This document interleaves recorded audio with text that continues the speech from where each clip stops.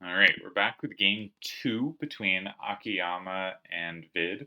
Akiyama has started with 1373 in 3.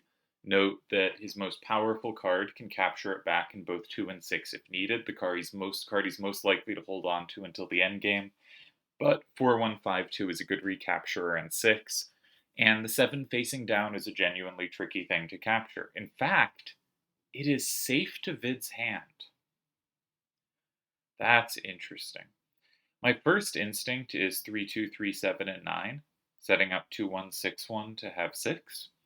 I'm not sure it does that much, but the 7 could potentially create difficulties. I just don't think it really does here. There is coverage of 1987 landing in 8, but 856 might land effectively. Hmm. So one thing to think about, of course, is 8847 and 7, but it is very costly to use your best card like that, right? Essentially, if you go 8847 and 7, and they go 4152 and 2, you have both achieved one safe card, but yours has more ways to potentially interact with it down the road, and and potentially even worse, they've only used their low levels. They've achieved just as much safety as you have, and without using any good cards. Now, you might still be in good shape there. Maybe you can play something in 1. On second turn, you're not going to have to use all your low level cards, but feels risky. Feels risky. Now, 5873 has a plus in 5. Is that relevant?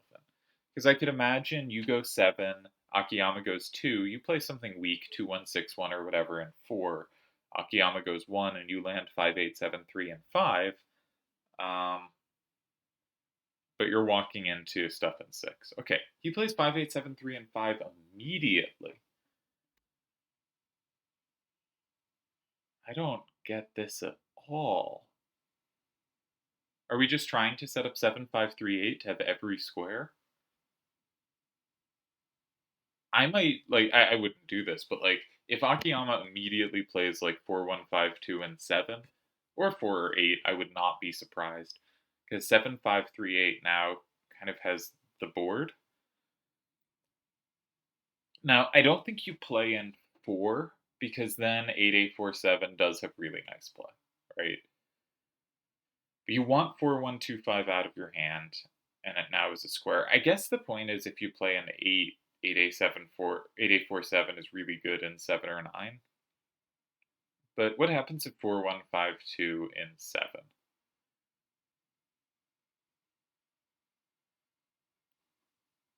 Okay, I guess the point might be 8847 has 1, but that card's going to be overworked. That card's going to be really overworked. So one thing about Vid's hand is his second strongest number to the right is a 2. And I might end up with hands where I have a similar weakness. But if you have that weakness, it's really costly to use one of your cards with higher value there on the first turn. If you look at Akiyama's hand, he is just gone for kind of gonna have balance, gonna have generally useful cards, work from there. Specifically, he has his powerful 3 cards cover 3 corners, 1, 7, and 9. And then his other 2 cards are kind of for the same corner, and he intends to kind of give extra power there because that's the one missing. But he intends to start there, direct the game so all his other cards have play, and start there in a way where one of his cards can take back the other. I like Akiyama's hand. It also has a lot of use of elemental in it.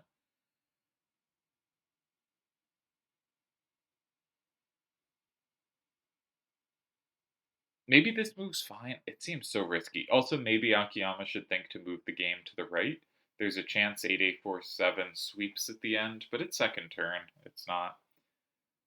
So I guess what I'm saying there is.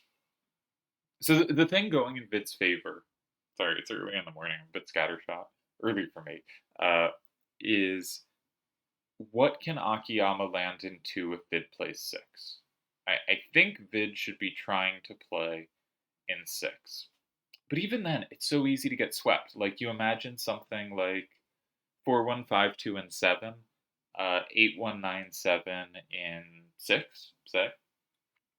where 7538 and 2 maybe can be met by 8847 and 1. Or 1987 and 2 can be met by 8847 and 1. But even following that out,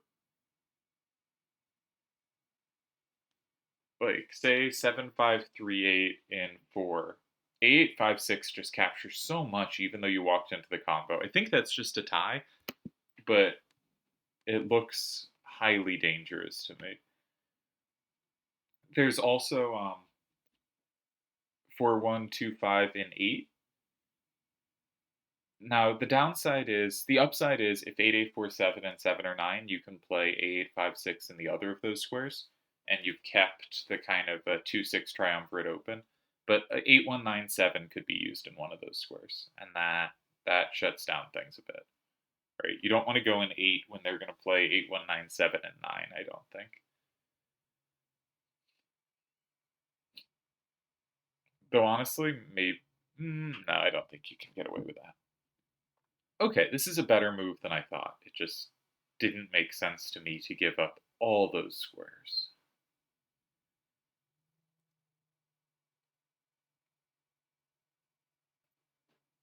I would probably play 4152 and 7 though.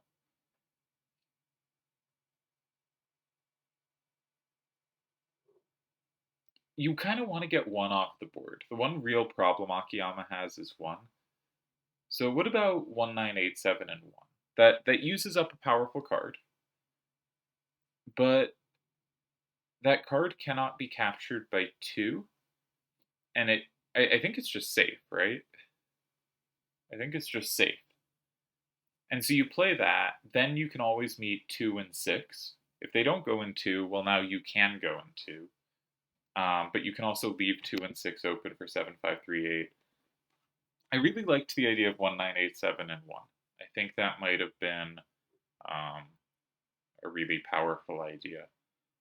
This is quite close to safe as well, of course. 1987 really playing well here. Both the card that you wanted to get out of your hand and plays well at this moment.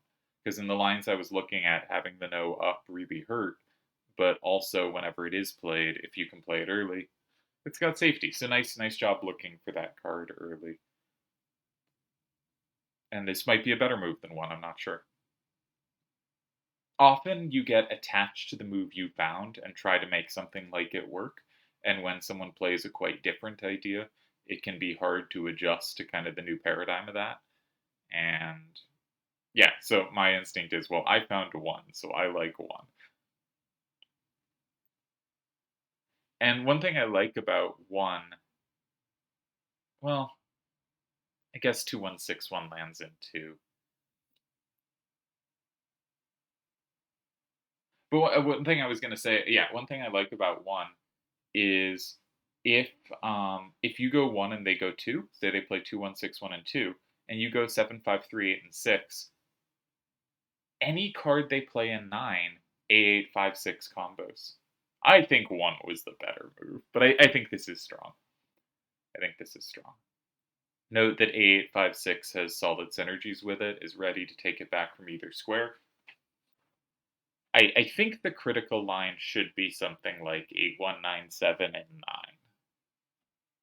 Or 7, right? I think you kind of gotta grab safety somewhere, but your other cards are so bad. How are you going to get them out of your hand?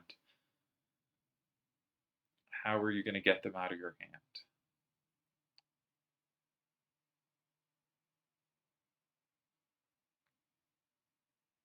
So, okay, let's say 8197 in.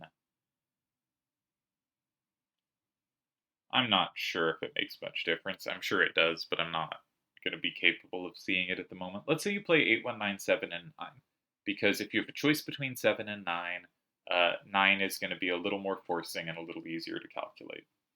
Say you go there in 9. I think the main 2 options are Akiyama goes in 7 or Akiyama goes in 6. Say he sticks 4152 and 6. Okay. Do you tie there? It's a real shame you can't capture from 2 without using up your big guard. But okay, you play 8-8-4-7 and 7. You lead 6-4. Hallelujah. They can play 7-5-3-8 and 2, and they combo way too much. And you do not have the combo back anymore. Okay. So you put something else in 2. In 7. You put something else in 7. You play 3-2-3-7 in 7. It's 5-5.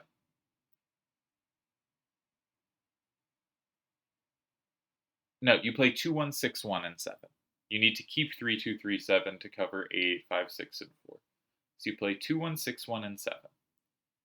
Now, if they use 8-5-6 and 4, oh, you get comboed back so hard because you cannot. They go 8-5-6 and 4. You combo in 1. They combo back in 2 with 7-5-3-8.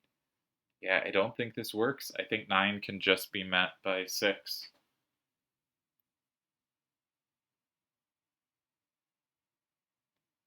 All right, so he goes 2 instead. Sure, find a way to use your low level. Your 8-1-9-7 still has power in 6 and is pretty good landing there. Now, this is a better idea. This is good. I think I'm thinking a lot better offensively than defensively right now on this rule set, which is a bad sign because I'm certainly going to have to play some defense on it. Okay.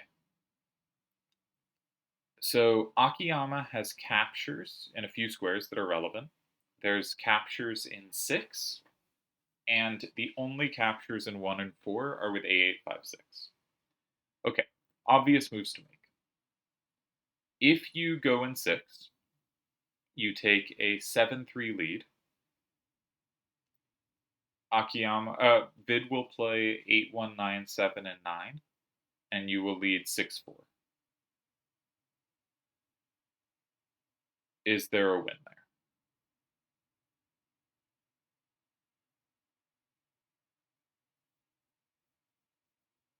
Instinct says no. Okay? But not really good calculation. Other options. You can go 7. You can set up the Z. Say you play 4-1-5-2 and 7. That gives Akiyama as a bit a chance to block 6, go down 6-4, or go up 6-4, and your 7-5-3-8 is often dead at the end there. So that's probably not doing it. This was a good move, I think, in that I don't think it loses yet. If you use A856, you really give up a lot of capturing potential. I don't think that's very good. I think Vid has held again, and I think Vid has held a way that I was not quickly drawn to. But makes a ton of sense, right? He sets up 2 and 6, but really he's just trying to set up 6. He finds a way to set up play in 6. Then he blocks 2. And in the T, if you block 2, and this happened in their first game as well, it's hard for Akiyama to play 6. Now, in that game, Akiyama did play 6 to get rid of it. But this is a way to set up a square and then make it likely it's yours, because the most common squares for Akiyama to play here are 1 and 7, and that often leaves 6 available for your use.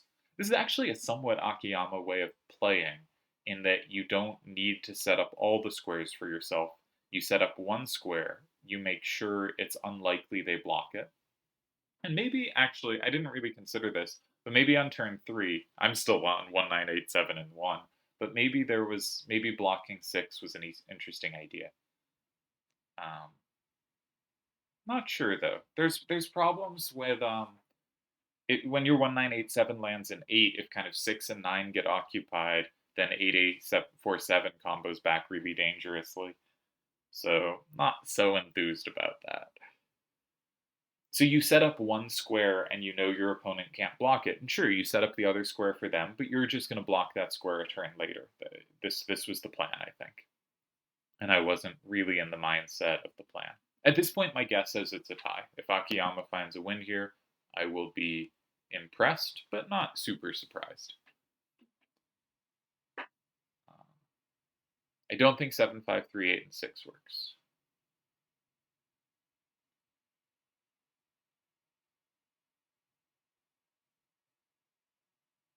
Wait up, maybe it does.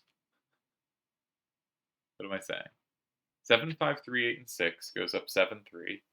8, 1, 9, 7, and 9 makes it 6, 4. There's only one capture back needed. 8, 8, 4, 7, and 4 after 4, 1, 5, 2, and 9 will do it. I was miscounting the score there. I thought because 8, 5, 6 captures back 2, that's enough, but that card was already flipped. Counting is difficult. So I think this should be a tie and an interestingly played game, but it is hard to tell. Akiyama clearly got a press here, right? This was clearly something where 3 created a difficulty. He used his low level and already made stuff challenging for Vid. Vid felt forced to use one of his 3 power cards, and possibly, no, probably not the second most important, but given the right word value, very important. Given that now 8847 is the only capture in 2. So just immediately very dangerous. Very dangerous. Yeah, maybe Akiyama should have played 6, actually. 4, 1, 5, 2, and 6. It's hard to find a move there. All right. Akiyama does go 6. Vid goes 9. And I believe we're headed for another tie unless I've missed something horrific here. I think Akiyama's move in 8, which I liked at the time because I hadn't found 2, maybe wasn't as dangerous as going in 1 or 6. Maybe it was. Maybe I just, because I haven't seen the response yet to those moves, I think they're stronger. But once you see the response, you go, oh no, that's a plausible tie as well. Really excellent move by Vid in 2, I think. That's the star move of the game, I think. Because you kind of hit a point, right? The starter was difficult, the response was a huge concession, and then Akiyama has his choice between ways to press 1, 6, 8, 7 as well, 4, 1, 5, 2, and 7. So maybe that was a bit weaker. I think the other 3 options were all a bit better. But Akiyama gets choices to press, and Vid has to find a way to survive the position. And 3, 2, 3, 7 in 2 found a way to use a weaker card while surviving. And that's something defensive players, or specifically players on second turn most often, because I think this is a first turn favorite set, are really going to have to look to, is find those defensive resources with cards that aren't powerful. Find ways to use things like 3, 2, 3, 7 that hold. And we have our tie. Not the order I expected. I guess 4, 1, 5, 2 was played in 4, and then 8, 8, 4, 7 in 7, and 8, 5, 6 in 1. We've now seen 2 games. I think Vid had a bit of pressure the first, and Akiyama had some pressure the second. I really wish I could check these with the solver, because I would be very curious what was going on. I can actually check what it looks like without E, right? And maybe that's of interest as we wait to see if a second game goes up. So 1, 3, 7, 3, 4, 1, 5, 2. What was the rest of Akiyama's hand? 7, 5, 3, 8, 8, 1, 9, 7. No, that was in Vid's hand. 1, 9, 8, 7, 8, 5, 6 versus 2, 1, 6, 1, 3, 2, 3, 7. Sorry, this must be so dull. 5, 8, 7, 3, 8, 1, 9, 7, 8, 8, A, 4, 7. And yeah, curious where the solver is in a non-elemental game. So I'm going to bring that up on the side as we see if there's a second game happening. I guess a third game.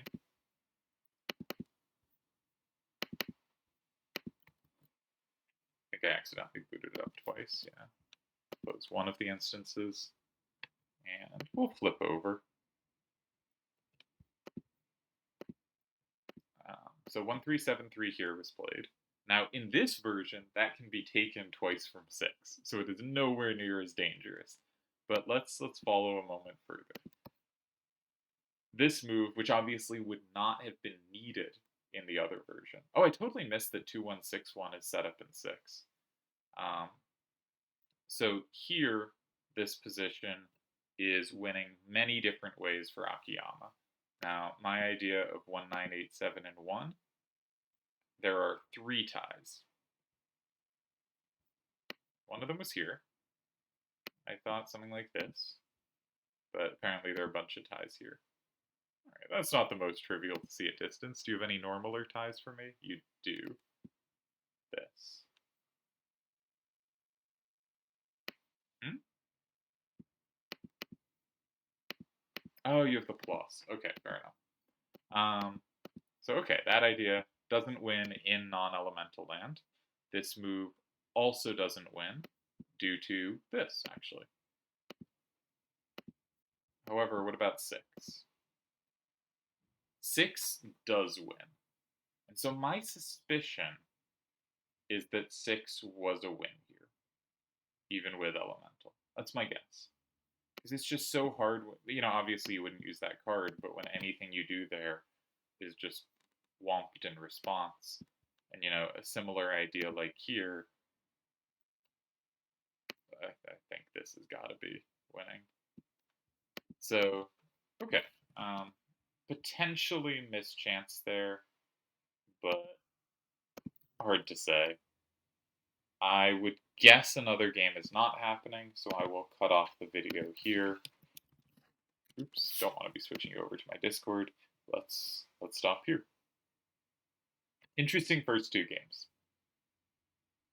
I feel like Akiyama's hands are getting the rule set better than Vid's are.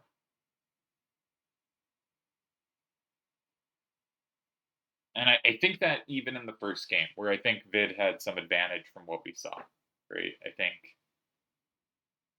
Akiyama had to be a little more careful in the first game. Interesting that both games we've essentially seen cards in that kind of there's not really a name for it, but say cards in 1, 2, 5, 8, and both games the following move has been in 4, not in 3 or 9, right?